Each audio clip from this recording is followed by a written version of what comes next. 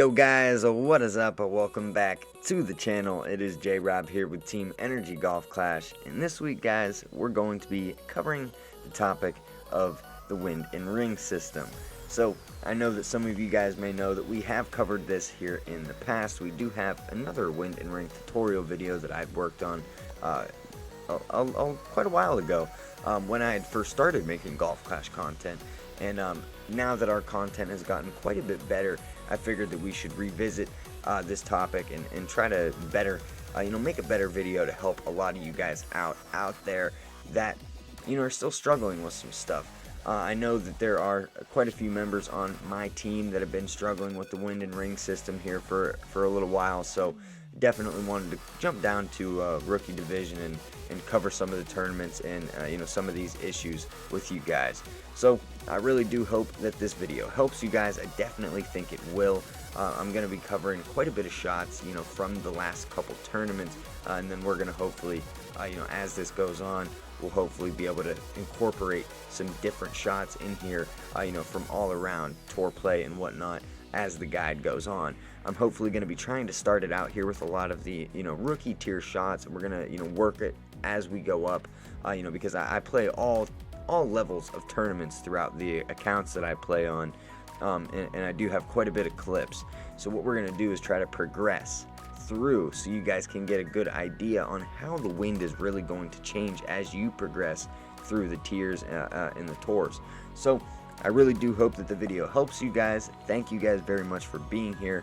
Like the video while you're here if you don't mind. If you're new, please do consider subscribing. Click that notification bell down there so you guys do get notified when we post videos. Would really appreciate it. But without further ado, let's jump on into the video guys and let's get it rolling.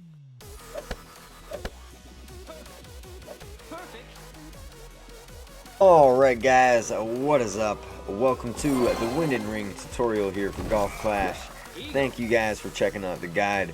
We're going to hop on into a first hole here at Juniper Point, and we're going to go over multiple different holes here and essentially just go through the entire hole, and then we'll go over singular shots as we move on and we progress talking about things here. But what we're going to do here on the very first shot that we're going to take is, we all need to understand how the wind and the ring system actually works. So for certain accuracies on your club, you're going to have a certain ring size and a certain amount of rings that a certain amount of wind is going to move per one ring. So let's say you have 50% accuracy on your club, 50 stat accuracy, you're more than likely going to be right around 2.0 wind per ring. Meaning my extra mile is pretty close to that, which is going to essentially mean that my yellow ring is close to 2.0 miles per hour wind per one ring. So if I move that one ring from the very right, from the middle of my ball guide to the right side of my ball guide, that's going to be one ring. And if you move that all the way out to the edge of the white, you're going to have 5 total rings. So that's how we're going to be making our adjustments according to the wind angle that we do have. So here we have a nice little easy chip right over the bunker, and this is going to be the first shot that we're actually going to go over here. I'm going to try to discuss with you guys a little bit on how I make my adjustments, because how I make my adjustments is a little bit different than some guys do out there that may play with a grid, or different than a lot of people may make their shots. But what I do here is I use my take shot button, and I put it right that level line, and I put it right at the very edge of almost where I want to make my line at, and then I'll pull that. So the ball on the take shot button is right in the very center of my target. So I know that if I draw that to where it needs to go, to my level line, I'm going to be right where I'm trying to aim for. So essentially, we're going to go over a par 3 here, a straightforward shot, and we're going to be playing this one here with a little bit of elevation. So what we're going to be doing is going over a little bit of elevation, showing you guys the actual adjustment here with plus 10% in elevation, 50% slider over there on the right, and you can see our middle number there for the sniper is 9.4. So that's going to be a 9.4 ring adjustment here. So I'm going to put my take shot button there at the very edge of my white ring, and I'm going to move it all the way across where my ball guide is, all the way to the opposite side halfway through the white ring on the opposite side, making it almost a full 2-target adjustment there at 9.4 with that elevation. So essentially, moving your target and making your adjustment is all just a small equation that you're going to essentially have to go through in your head when you make every single shot. Now, what you normally check for first is your club distance. Okay, what club distance am I at? Minimum distance, maximum distance, or medium distance. And then you judge what ball you're using, because that's going to give you the set numbers that you need, because we have power 1, power 0, power 2, 3, 4, and 5 ball settings. And all of those are going to slightly change your numbers by certain decimals. Now, here on this shot, I pulled my target back so that we didn't have to use too much overpower. And what we're going to do here is play this at max distance, making that the first number in our equation. We have a power 3 ball here, and we have an 8.7 miles per hour wind. Now our accuracy, like we talked about just a minute ago, that's what determines our numbers of the wind, of the rings that we have, and how tiny or how big those rings are. The smaller the rings, the better of accuracy that you have. The bigger of rings that your target has, the worse accuracy that you have. So the very next part of our equation there is going to be finding out what your numbers are as far as your wind per ring, and that's going to be from your accuracy. So you're going to have a number chart, and it's going to be very helpful for you to actually use the Golf Clash notebook or something very similar to that, or possibly write down your numbers on a piece of paper so that you can play with them, so that you can know, okay, 1 ring is this amount, 2 ring is this amount, 3 ring is this amount. But it's going to change on you almost in almost every different situation, because every shot is different. Some shots are going to have, no elevation. Like, those numbers would work very good for you on 0% elevation shots to give you a flat base, good general idea of what your numbers are at 0%. But as you can see there on that shot, we had a plus 10% elevation for that thorn chip there. As you guys can see, landed a nice eagle chip there with the thorn. But we're going to have to know how far or where exactly to move to those rings, right? So what we're going to do here is go over another GOKASHO bay hole. We're going to be playing this at max distance plus 10% in elevation. We're essentially going to be making like 3 ring adjustment there with the APOC 4 and 5.3 miles per hour wind. I believe it's like 3 rings or around 3.5. That's just a rough estimate there. I'm not looking at the exact numbers. But we're playing this here with 10% elevation. We're just trying to get this shot here right down in the middle of the fairway to set us up nice, because this GOKASHO bay hole is actually very good for our second shot. A really great albatross opportunity actually here with the wood club. So we're going to be playing the second shot here, going over our equation here. So right here, we're going to be at max distance with our long iron, or we can play this here at minimum distance with our wood club. So we decided to play this here at minimum distance with our wood club, and this is because we have a crosswind. We're able to do so. If we had a tailwind here, we wouldn't be able to do this, because we wouldn't be able to adjust back.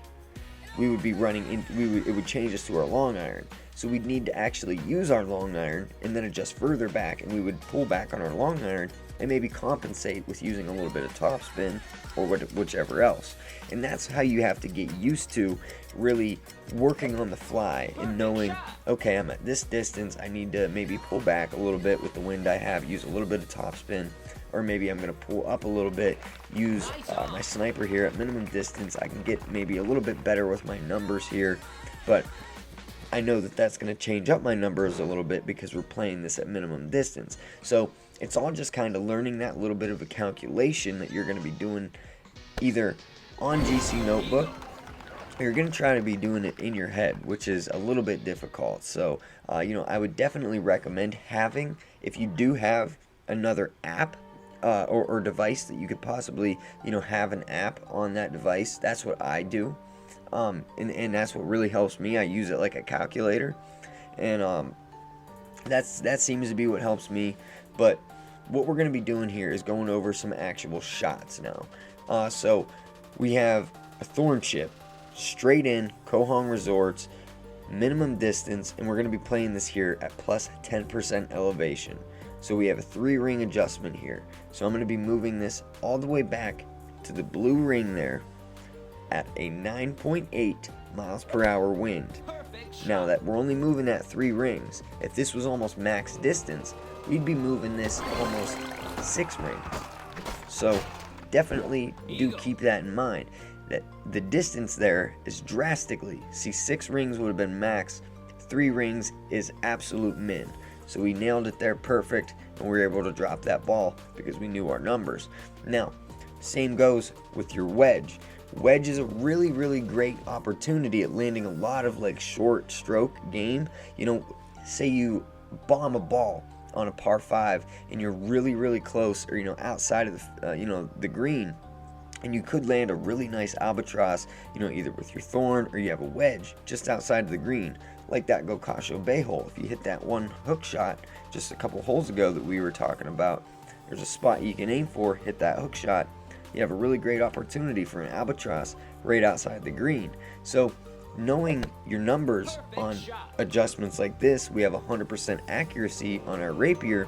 We're able to come in there on a nice line. Even if you use quite a bit of topspin a lot of the time with your rapier, if you're close in there like that, you're going to drop your ball a lot of the time, even though you're coming in pretty hot.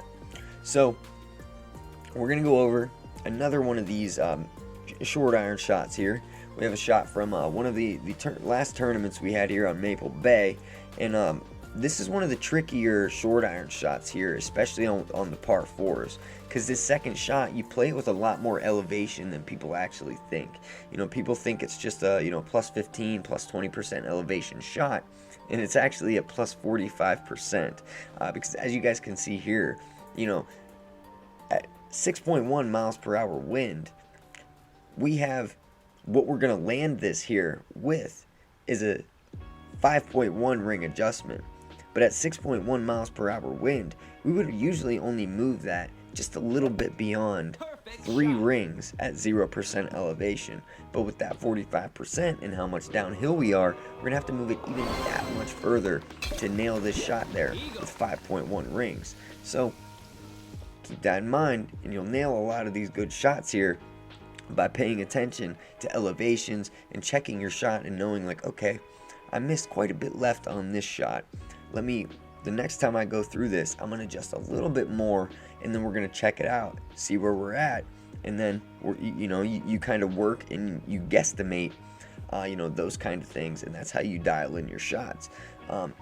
So this here is an albatross opportunity from ACACIA Reserve. And we have a mid-distance 0% elevation, straight up, just Goliath rough bump opportunity here, right in at the pin. Now, I believe this was a tournament. Yeah, this was a tournament here, a pro tournament. So we're playing this here at mid-distance. So we know at max distance, 0% elevation, 5.1 miles per hour wind would be very, very close to 3 rings. So I know if we're playing that at mid-distance 0%, I'm going to be moving that halfway into, or half, you're basically going to cut off 0.5 of what it is. You're going to move into the half of that ring at mid-distance instead of moving it to the full ring. And that's kind of a little hint that I can give you there to help you, figure out your adjustments. Like, say your, 0%, 5.6 miles per hour wind is usually a 3-ring adjustment. If you're at mid-distance, if it's around that wind, you're going to move it just shy into the middle so that you know where you're at. Alright though, guys, that's going to bring us right on over to ACACIA Reserve though. We're going to be bumping it up a little bit and playing this shot with plus 25% in elevation here at max distance. Now, as you guys can see, we have a 6.7 miles per hour wind, and we're going to be moving that over 8.6 rings because we have 100% accuracy and our power 3 ball here using a Titan, our calculation is going to be 8.6 rings with that added plus 25% in elevation. So as you guys can see, coming down in there perfect to snag that left hand corner, able to drop for a beautiful hole-in-one. And as you guys can see here, Golf Clash notebook, 100%, 25% elevation there, and an 8.6 ring adjustment. So that's going to bring us on over to a long iron shot that we have at plus 15% in elevation. Now for our long iron, you can see here that our rings are quite a bit bigger, and I believe we have around 52 to 57 accuracy, I think it is, on the Goliath. And here we're going to be playing this at 6.7 rings plus 15% elevation at max distance, and we have a 10.3 miles per hour wind. Now we would normally be moving that roughly around 6 rings, and with the elevation that we have, we're going to be moving that 6.7 rings, dropping it beautifully for the hole-in-one. So it's one of those things that you guys are going to have to really keep in mind, your club distance, what ball you're using, you know, and just try to figure out the equation as you go. The first thing that I always try to do is I check and I try to find my club distance. I already know like roughly what my numbers are with the ball that I'm using, and I try to judge from my club distance what I think it is on the slider. I'll punch that into my little calculator as I'm playing, and I essentially punch my wind in. I never really use the arrows unless it's a tailwind or a headwind. Sometimes I'll use the arrows depending on the shot. Now that's a whole different story that I've kind of already done a video on. If you guys want to check that out, you can look up how to calculate your shots in Golf Clash notebook. I'll try to leave a little annotation up on the screen for you guys to follow that. But as you guys can see, with 50% elevation there, I believe we had like around a 5.9 miles per hour wind or something on this shot here, a 6.5 miles per hour wind, and it was a 10.0 ring adjustment. So you can see how much that elevation at plus 50% really affects your shot. Now we do have a shot coming up that's going to be, you know, a huge factor on a shot, you know, a hole like White Cliffs that, you know, if you're not careful, you're going to end up in the water or a bunker. So elevation is a big thing to keep an eye on, and understand that, okay, the fairway is definitely lower. I'm going to have to over adjust this shot even a little bit, even if you use kind of a rule of thumb that I use. It doesn't really work for anything but the sniper. But as far as this thorn shot here, I'll go over this first, and then I'll give you guys that rule of thumb just so we don't miss this shot. At plus 55% elevation here at mid distance, a 5.4 ring adjustment coming in there straight at the pin, and I want you guys to be able to see here on Golf Clash notebook the 5.4 rings adjusted. That's an insane elevation for your short iron at 60% elevation, or 60% slider there. But nonetheless, we're going to move on, and this is the hole here that I was talking about for White Cliffs. But the rule of thumb that I wanted to mention was, if you're kind of just judging and you're not using an actual calculator like notebook to calculate your shots, a good rule of thumb is, if you think you have around like a 20% elevation, move your target like 2 rings, a ring and a half to like 2 rings extra. That's what I do if I'm kind of going on the fly and I'm just judging. But with a shot like this, mid distance, 75% in elevation here, and we're going to be playing this at 9 rings. So coming in very tight there to the bunker on the right hand side, and this is a very hard hole to hit a hole-in-one on. Not an easy one by any means there. And at a 5.9 miles per hour wind, if you were to just play that at 0% there, right at the very edge of that cliff, bouncing over to the fairway on the green, it's going to be very easy for you to under adjust that, and with the elevation carry you right into the water. And you see that a lot of the time. You know, opponents that I've played, I know I've seen it. People go in the water there and they're like, what just happened to me? elevation got you, my friend.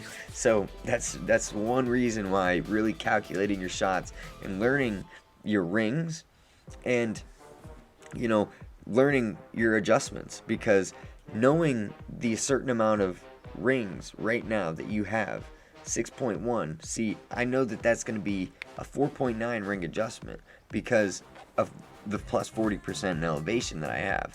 But if it was a regular 6.1 ring adjustment, I would just be moving that just a little bit beyond 3 rings. About 3.1, 3.2 rings would be perfect there for 0%. But with plus 40% in elevation, we need that 4.9 rings there. So, alright though guys, that's going to be the wrap up for the Wind and Ring tutorial 2.0. I really hope that this second Wind and Ring tutorial here that we're covering on the channel really does help you guys. Hope it gave you a good idea on how to make your wind adjustments and really do adjust and understand how to make your shots, you know, attempt the shots, that it isn't just, you know, go out there, shoot around and guesstimate your shots. There is a method to the madness, and that is the Wind and Ring system.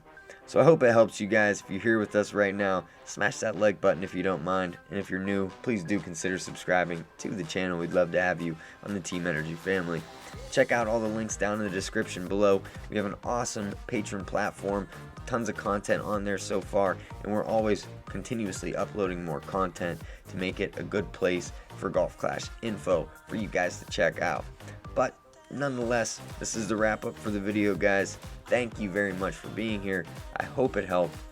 Take it easy and happy golfing.